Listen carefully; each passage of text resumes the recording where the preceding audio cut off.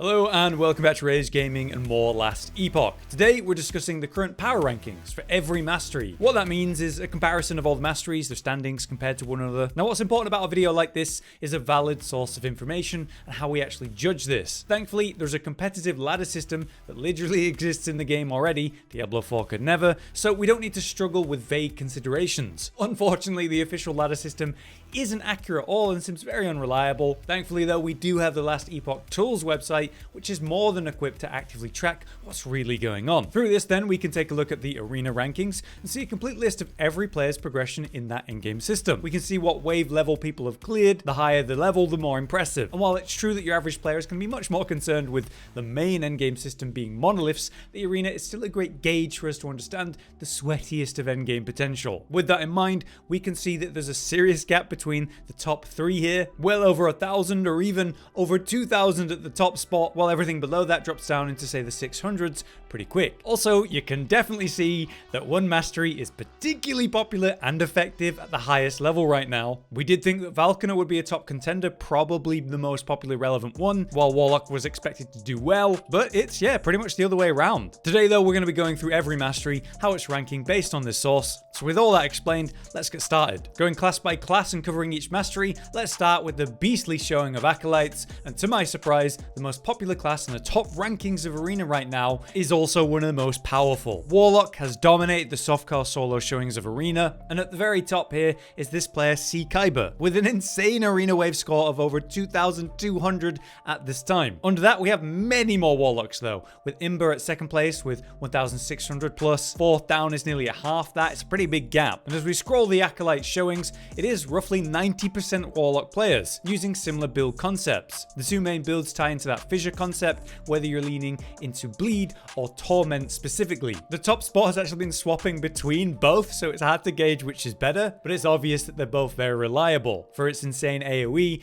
and DPS potential while being very evasive, as long as you can maintain your resources and manage everything well. So to say the least, Warlock is dominating. But what about the other two, Necromancer and Lich? Well, while 90% do appear to be Warlocks, Necromancer is actually second, with literally no spots taken by the Lich in say the top 50 Acolyte players. Necromancer was expected to be very strong going into 1.0, especially with their explosive Wraith build with the insane AoE potential of that. And our current top Necromancer is Newman here, with a score of over 800 arena waves at the moment. That puts them at 4th place for Acolyte as a whole and 5th on the overall board for all masteries. That's a really good showing. It's clearly very competitive. It's not like it's far behind the Warlock. It's just Warlock is way more popular. In terms of builds, there's an impressive amount of variety here, depending on whether you're using Dread and Infernal Shades, are you summoning Abominations and the regular and Mage-based skeletons, are you running the standard volatile zombies for the explosive Wraith concept. It looks like the top Necromancers are using quite a variety, which is really nice to see. Lich, on the other hand, only has a top score of over 200 on those wave ranks, with many more showings around 200 or below, which is like half of the Necromancer's average score. Why is that? While Lich is by no means weak, it seems it doesn't quite compare to the raw power of the Necromancer, and even more so the Warlock. Many of the top Liches are using a Death Seal build, if not otherwise basing the build on their Reaper form with different skills around that. And while it's both solid in AoE and single target, it seems that up close intense playstyle doesn't have the same draw right now compared to the clear raw power of the other two. So for Acolyte, Warlock is standing clearly at the top, with Necromancer not far behind it and Lich below that, although in good standing and very strong. Next up though, let's talk Rogue, with its ridiculously strong and very popular new mastery, Falconer, at the clear top. Ranking wise, Falconer is the most popular pick, with the top players ranked in Arena, but also seemingly the most popular mastery in the game right now. Despite that, the Falconer currently takes 3rd place with a score of over 1,100. The next Falconer is down at 9th, with more and more creeping into the list, all in that top 50. Between the Ballista and Umbral Blades versions of the builds, you have hyper fast movement, incredible damage, and also for a rogue it can be pretty survivable. It is a playstyle that doesn't seem to have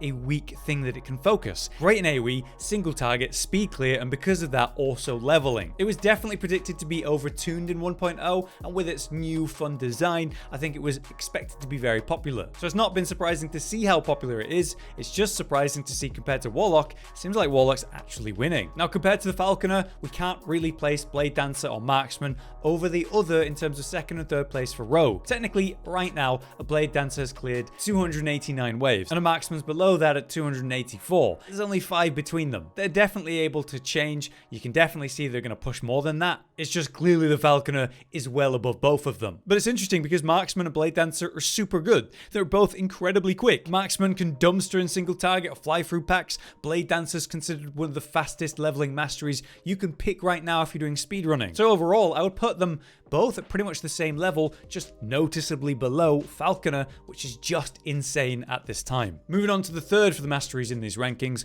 we have the Mages, which just sneaked their way into the top 50 thanks to the player Cat, which is an incredible name, using Runemaster, of course, as the mastery. Runemaster was predicted to be one of the best masteries overall going into 1.0.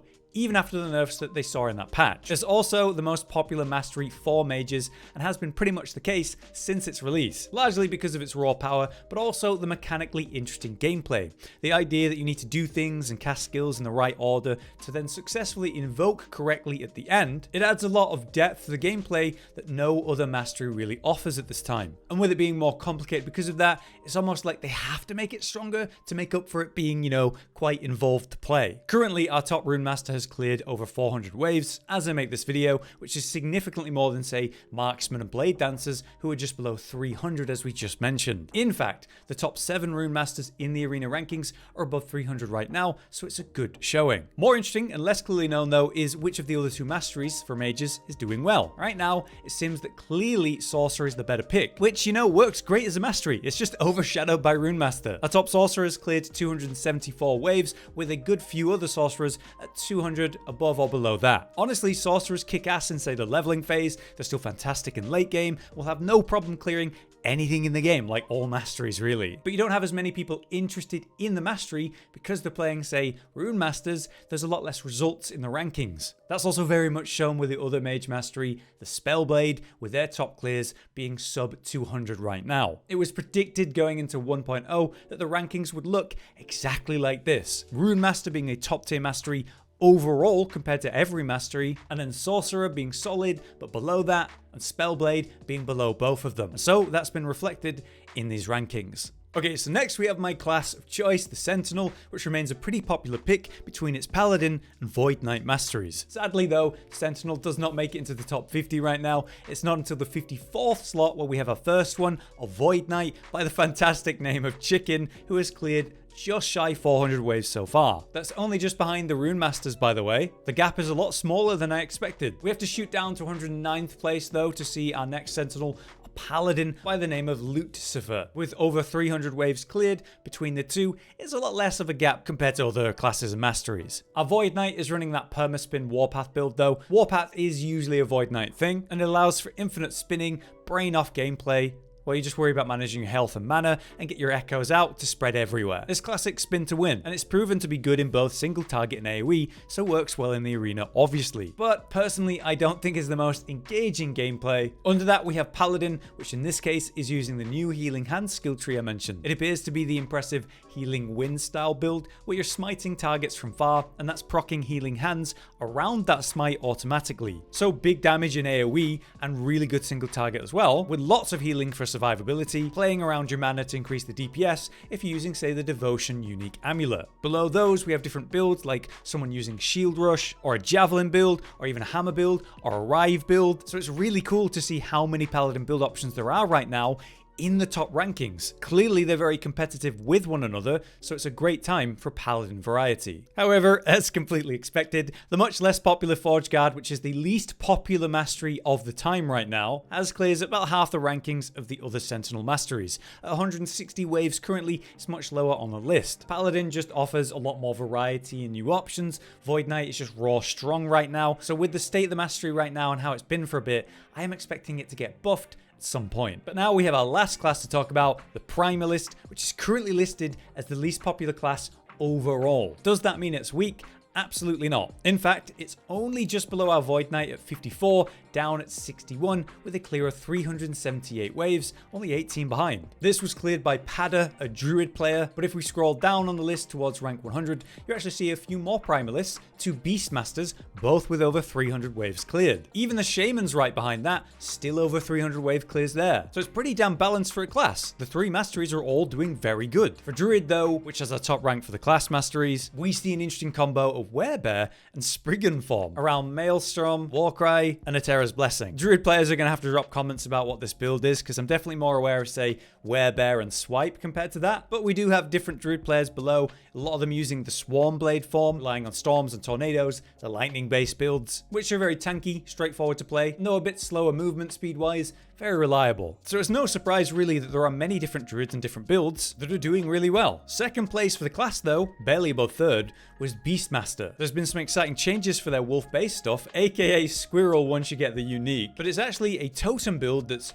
first, second, and third for Beastmasters right now in these rankings. All three are using Frenzy Totems, Earthquakes, and Swipes to kind of bull their way through the arena with the really quick attack speed that offers. Still, it's not like the wolf builds are far behind. They're like 5th, 6th, 8th, 9th, 10th, and so on. There's a lot of them, and they are doing very well. Below both Druid and Beastmaster, though, is Shaman, but just barely. Just a few wave clears below the others. These are often Spriggan-based, between the form and the summons, around Storm and Thorn totems. The idea is to be spreading lots of range attacks from those totems. It's extremely reliable in whatever content you're going to focus, because it's really easy to play and very survivable. The downside is that it seems to be a bit slower and needs the summons to be alive for the DPS, but overall, it is interesting to see how close this as a class, Primalist, and its Masteries are compared to one another. Druid stands out above the other two, but only just, so it's pretty closely matched. But yeah, there you have it. That's our overview of the current standings, the power rankings based on that source. Obviously, take it with a grain of salt. There's very few masteries that are noticeably weaker than the rest, but it does go to show us that Warlocks are both popular and very strong right now, closely followed by Falconers. Runemasters are down just below that, with Void Knights, Druids, Beastmasters, Paladins, and so on following on behind. I hope this video was interesting and maybe useful, and a big thank you and props to the Last Epoch Tools website as a resource that we could look at for a video like this. Until next time though, I've been Hollow, you've been you, thanks for watching.